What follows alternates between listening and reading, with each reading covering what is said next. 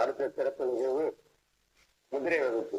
சிறப்பான முதிரையும் அதன் பலன்களையும் விளக்க ஐயா ஜெயகணேஷ் ஐயா அவர்களை வரவேற்கிறோம். நன்றிங்கய்யா. வணக்கம். வணக்கம் ஐயா. வணக்கம் ஐயா. காலை சக்கரங்களுக்கும் காலேஜ் அன்பர்களுக்கும் நன்றி, குருவிற்கும் தந்தைக்கும் நன்றி. இன்னைக்கு நம்ம 7 சக்கரத்தை பார்த்தோம். அந்த 7 சக்கரத்துடைய வானவில் முத்திரை அப்படிங்கிறத பார்க்க போறோம். அதுக்கு முன்னாடி நம்ம உடம்புல ஓடக்கூடிய அந்த சரம்ங்கிறது இடகலை பிங்கலை அப்படின்னு ஓடும்போது இடகலையில் அன்பு சார்ந்ததும் பிங்கலை அதிகாரம் சார்ந்த வேலைகளும் செய்யக்கூடிய தன்மை கொடுக்கும்.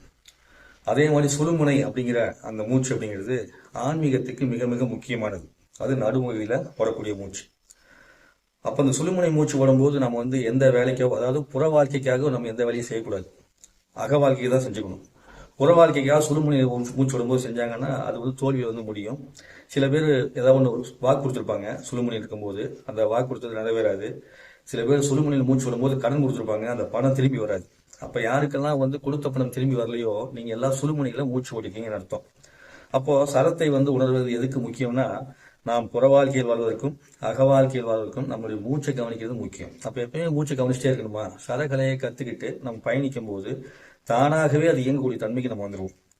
சரிங்களா? அப்பேற்பட்டதுதான் இந்த சுழுமுனை மூச்சுங்கிறது. அந்த சுழுமுனை மூச்சு நம்ம முதுகு தண்டு வழியா இப்படி கிராஸ் பண்ணி போகும்.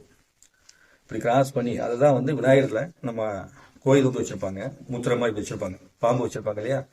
அந்த பாம்பு 2 சரமும் பின்னி பிணைஞ்சு போய் இப்படி நிற்கும்.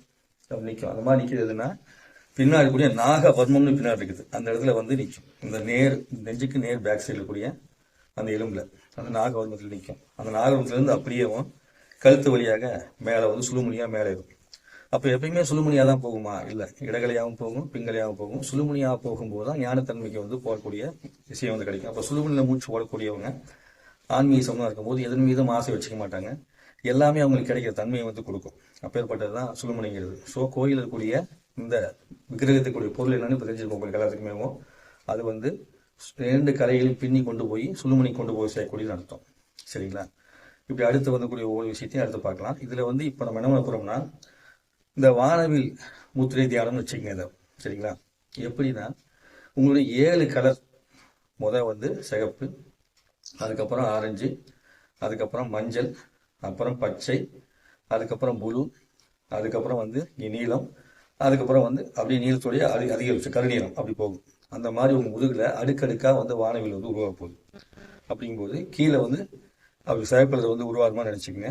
அது பின்னாடி முதுகு தண்டில் அடுத்தது அப்படியே ஆரஞ்சு கலர் உருவாதான் நினைச்சுக்கங்க. அதுக்கப்புறம் எல்லோ கலர் உருவாதான் நினைச்சுக்கங்க. அதுக்கப்புறம் பச்சை கலர் உருவாதான் நினைச்சுக்கங்க. அதுக்கப்புறம் கழுத்து பகுதியில ப்ளூ கலர் உருவாதான் நினைச்சுக்கங்க. இந்த நெத்திக்கு நேர் பேக் சைடு பார்த்தீங்கன்னா நீல கலர் உருவாதான் நினைச்சுக்கங்க.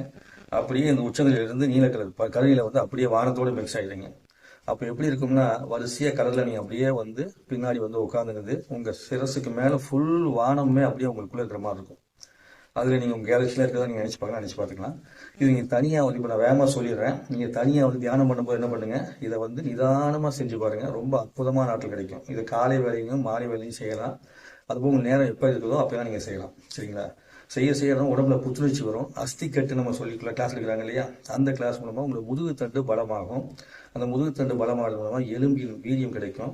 சக்கரை ஆற்றல் மிக பிரம்மாண்டமா இயங்கும். அதுக்கு என்ன பண்ண போறோம்னா, யாராலும் ஒரு முத்திரை கொடுக்குறா, சுரபி முத்திரை வச்சுக்கணும்.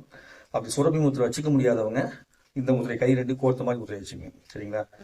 சுரபி முத்திரை வைக்க முடியாதவங்க சுரபி முத்திரை எப்படி பண்ணணும்னா, நம்முடைய ஒவ்வொரு விரலையும் மாற்றி மாற்றி வைக்கணும். வலது கை ஆள்காட்டி விரல இடது கை நடுவில் தொட்டுக்கணும். இடது கை ஆள்காட்டி விரல வலது கை நடுவில் தொட்டுக்கணும். அதே மாதிரி வலது கை மோதிர வரல இடது கை சுண்டு வரல, இடது கை மோதிர வரல வலது கை சுண்டு வரல, இப்படி மாற்றி மாற்றி இருக்கணும். ஒரு பின்னல் மாதிரி இது மாதிரி மாறி மாறி இருக்கணும். இப்படி மாறி மாறி வச்சுக்கிட்டு கட்டவரல் 2 நிறைவேற்றி வச்சுக்கணும். நிறைவேற்றி வச்சுட்டு நெஞ்சு நேரம் வச்சுட்டு அப்படியே அமைதியாக கண்களை மூடி உட்காந்துக்கணும். இந்த முத்திரையை செய்ய முடியாதவங்க கைகளை கோர்த்து வச்சுங்க, தப்பு இல்லை. சரிங்களா? இதுக்கு பேர் சுரபி முத்திரன்னு பேரு. சுரபினா அப்படியே அமிர்த சுரபி மாதிரி எல்லா வித சக்திகளையும் உள்ளுக்குள்ள பஞ்சபூத ஆற்றல்களை இணைச்சு நம்மளுக்கு கொடுக்கக்கூடிய அறிவு மாதிரி கொட்டக்கூடியது. இந்த முத்திரை வச்சுட்டு என்ன பண்ணுறோம், கண்களை மூடி அமைதியாக உட்காந்துக்கிட்டு உங்க மூச்சை ஒரு முறை கவனிச்சுட்டு, முதல்ல சிகப்பு வர்ண கலர் உங்களுடைய கீழ்ப்பகுதியில இடுப்புல உருவாகுது. உருவாகி அந்த வானவில் இருக்கும் இல்லையா, அதே போல இருக்குது. அதன் பிறகு அப்படியே கொஞ்சம் மேல தொப்புளுக்கும் அதுக்கப்புறம் கீழே இடுப்புக்கும் நடுவில் இந்த சுவாதிஸ்தான சக்கரத்துக்கிட்ட வந்து பார்த்தீங்கன்னா உங்களுக்கு ஆரஞ்சு கலர் உருவாகுது. அதுக்கடுத்து அப்படியே மேலே தொப்புளுக்கு நேர் அப்படியே பின்னாடி வந்து பார்த்தீங்கன்னா எல்லோ கலர் வந்து உருவாகுது. அதுக்கடுத்து அப்படியே நேராக வந்தீங்கன்னா இந்த நெஞ்சு குழிக்கிட்ட பச்சை கலர் வந்து உருவாகி அந்த வானவில் மாதிரி நிற்கிது. அதுக்கடுத்து அப்படியே கழுத்துக்கு பின்பகுதியில் ப்ளூ கலர் உருவாகி வானவில் மாதிரி நிற்கிது. அப்படியே அடுத்து வந்து பார்த்தீங்கன்னா நெத்தி பொட்டுக்கு நேர் பின் சைடில் வந்து பார்த்தீங்கன்னா நீல கலர் உருவாகுது. அப்புறம் உச்சநிலையில் வந்து கருநீலம் உருவாகி அப்படியே வானத்தோடு கலந்து முழு வானத்திலும் நீங்கள் இருக்கிறீங்க. அப்போது நீங்கள் உட்காந்துருக்கும் போது இந்த 7 வண்ணத்தோடு சேர்த்து உங்கள் தலையோடு சேர்த்து நீங்கள் பூமியும் வானத்தையும் இணைச்சு இருப்பீங்க. இப்படியே உட்காந்துருக்கும் போது அந்த சக்கரங்கள்லாம் ஒவ்வொரு வர்ணத்திலையும் இயங்குறதை நீங்கள் அப்படியே மனசில் நினச்சி பார்த்துக்கணும். அப்படியே அமைதியாக மூச்சு இது பண்ணி ஸ்டெப் பை ஸ்டெப்பாக போகணும். நான் வேகமாக சொல்லியிருக்கிறேன், நீங்கள் மெதுவாக அப்படியே ஸ்டெப் பை ஸ்டெப்பாக மேலே போய் அப்படியே கண்களை மூடி உட்காந்துக்கிட்டு நீங்கள் கவனிச்சுட்டு வரணும். கவனிச்சு வரும்போது கொஞ்ச நேரம் கழிச்சு பின்னாடி உங்களுக்கு ரெக்க முளைச்ச மாதிரி அந்த இது வந்து அப்படியே கலர் வரணும், அசைகிற மாதிரி நீங்கள் ஃபீல் பண்ணி பார்க்கணும். அப்படி ஃபீல் பண்ணீங்கன்னா உள்ள வந்து அந்த சர்க்கரை அடிச்சு ரொம்ப சூப்பராக வந்து எங்களுக்கு தெரியும்.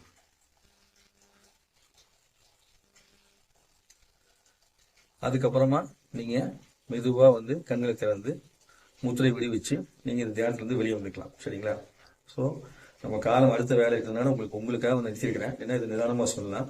இந்த பயிற்சியை நிதானமாக ஒரு வாய்ப்பு கிடைச்சுன்னா திரும்ப ஒரு தடவை செய்வோம். சரிங்களா? இப்போதைக்கு நீங்கள் இதை பண்ணுங்க. நான் உங்களுக்கு இது வீடியோ அனுப்பிச்சு வைக்கிறேன். இதை நிதானமாக செய்யும். எவ்வளோக்கு எவ்வளோ நிதானமாக செய்வீங்களோ அந்த அளவுக்கு வந்து உங்களுடைய சக்தி எனர்ஜி இருக்குது இல்லையா, அது அப்படியே ரெக்க அப்படி வைக்கிற மாதிரி பின்னாடி ரெக்க வைக்கிற மாதிரி நினச்சி பார்க்கலாம். நினச்சி பார்த்தீங்கன்னா நீங்கள் பறக்கிற மாதிரியே இருக்கும். அப்போது பூமியும் வானத்தையும் நீங்கள் நினைச்சிருவீங்க. இதுக்கு மேலே ஃபுல்லாக உங்கள் வான கனெக்ஷன் இருக்கும், கீழே பூரா பூமி கனெக்ஷன் இருக்கும். அப்படி வந்து நீங்கள் ரெண்டையும் நினைச்சு ஒரு விஸ்வரூபம் உங்களுக்குள்ளேயே ஒரு விஸ்வரூபத்தை உங்களையே நீங்கள் தரிசனம் பண்ணி இறையாற்றில் பெறுவதற்கான ஒரு அற்புதமான பயிற்சி. இந்த பயிற்சி செஞ்சு பாருங்க. இந்த முத்திரை வைக்க முடியாதவங்க இப்படி கை கொடுத்து வச்சுக்கோங்க. உசாஸ் முத்திரைகளை சரிங்களா வச்சுக்கிட்டு இப்படி அமர்ந்துக்கலாம். சரிங்களா? அப்படியும் முடியாதவங்க இப்படி கை வச்சுக்கலாம். ஸோ முக்கியமாக வந்து பின்னாடி இருக்கக்கூடிய சக்திகளை பட்டு கொண்டு போகிறது தான். அப்போது இந்த மாதிரி வச்சுக்கலாம், அல்லது இப்படி கொடுத்து வச்சுக்கலாம், அல்லது சுரபி முத்திரை வச்சுக்கலாம். வச்சுட்டு இந்த வானவில் சக்கர தியானத்தை செஞ்சு பாருங்க. அற்புதமான ஆற்றல் வந்து உங்களுக்கு கிடைக்கும். இந்த பேராற்றலை பெற்று அனைவரும் நலமாக இருக்குன்னு வேண்டிக்கிட்டு நிறைவு செய்கிறேன். குருவே நம்ம, தந்தையே நம்ம, காலேஜ் கணிகளுக்கும் இது கூட அனைத்து அன்பர்களுக்கும் நன்றி கூடி விடைபெறுகிறேன். நன்றி, வணக்கம். நன்றிங்க ஐயா. மிக்க நன்றி ஐயா. ஏகனேஷ் ஐயாவோட சிறப்பான தியானம் நிகழ்ச்சி, யோகா பரிசு சம்பந்தப்பட்ட முதிரைகளையும் நமக்காக வழங்கி கொண்டு வருகிறார். சிறப்பான முதிரை தியானத்தை துறைகளையும் சொல்லித்தரும் ஏகனேஷ் ஐயா அவர்களுக்கு காலச்சக்கர நிகழ்வாக மனமார்ந்த நன்றிகள். நன்றி ஐயா. நன்றிங்க.